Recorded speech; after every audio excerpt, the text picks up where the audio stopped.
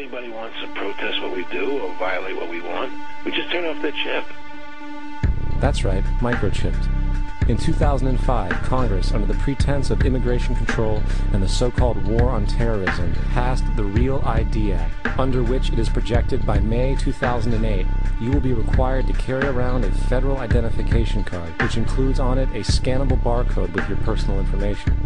However, this barcode is only an intermediary step before the card is equipped with a Verichip RFID tracking module, which will use radio frequencies to track your every move on the planet.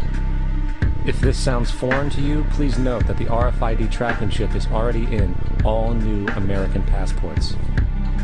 And the final step is the implanted chip, which many people have already been manipulated into accepting under different pretenses.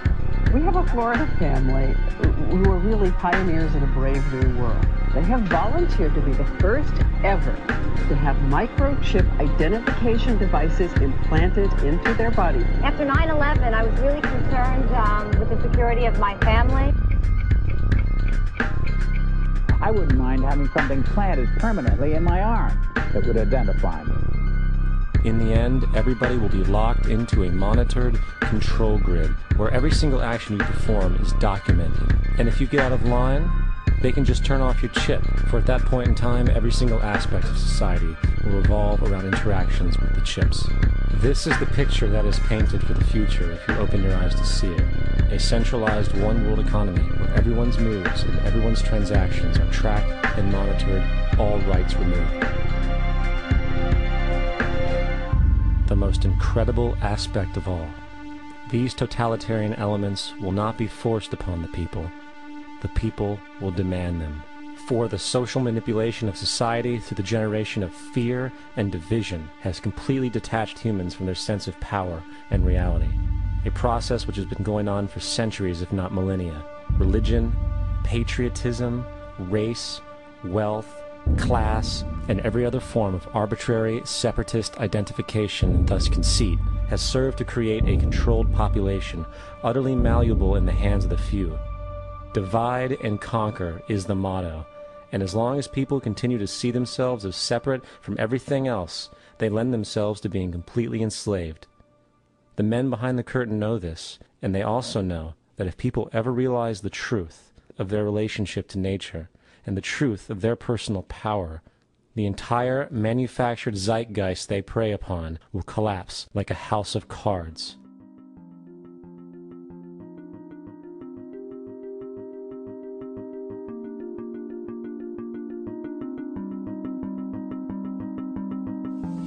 The whole system that we live in drills into us that we're powerless, that we're weak, that our society is evil, that it's crime-ridden, etc., and so forth.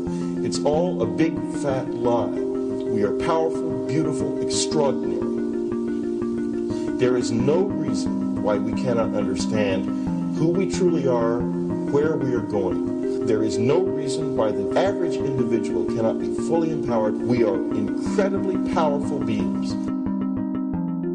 You know, I think I spent 30 years of my life, the first 30, trying to become something. I wanted to become good at things. I wanted to become good at tennis. I wanted to become good at school and grades and everything I kind of viewed in that perspective. I'm not okay the way I am, but if I got good at things, I realized that I had the game wrong. The game was to find out what I already was. Find out what I already was.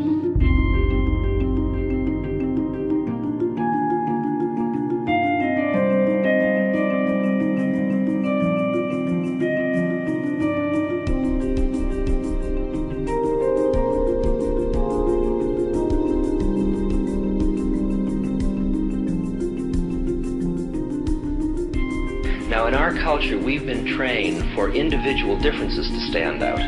So you look at each person, immediately it is brighter, dumber, older, younger, richer, poorer, and we make all these dimensional distinctions, put them in categories and treat them that way. And we get so that we only see others as separate from ourselves in the ways in which they're separate. And one of the dramatic characteristics of experience is being with another person and suddenly seeing the ways in which they are like you, not different from you, and experiencing the fact that which is essence in you and which is essence in me is indeed one.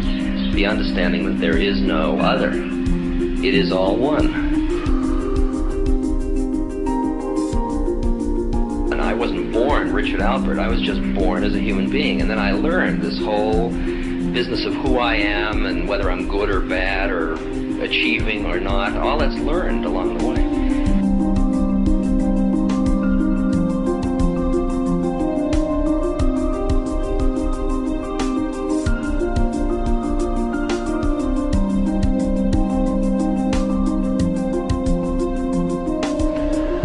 The old appeals to racial, sexual, religious chauvinism, to rabid nationalist fervor are beginning not to work. A new consciousness is developing which sees the earth as a single organism and recognizes that an organism at war with itself is doomed.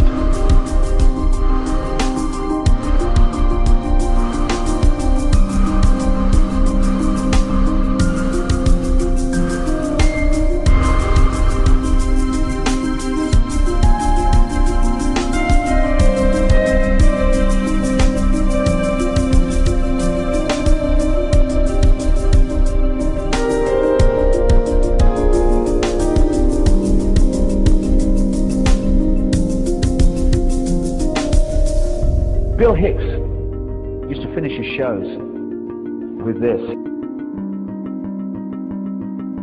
Life's like a ride in an amusement park. And when you go on it, you think it's real, because that's how powerful our minds are. And the ride goes up and down and round and round. It has thrills and chills, and it's very brightly colored. And it's very loud, and it's fun for a while.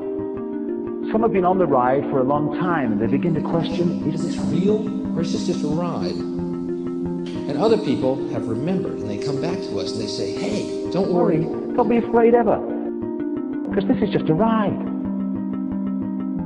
And we kill those people. Shut him up. I've got a lot invested in this ride. Shut him up. Look at my furrows of worry. Look at my big bank account and my family. This has to be real. It's just a ride. But we'll kill those good guys and try and tell us that. You ever notice that? And let the demons run amok? But it doesn't matter, because it's just a ride, and we can change it anytime we want. It's only a choice. No effort, no work, no job, no savings of money. Just a choice right now between fear and love.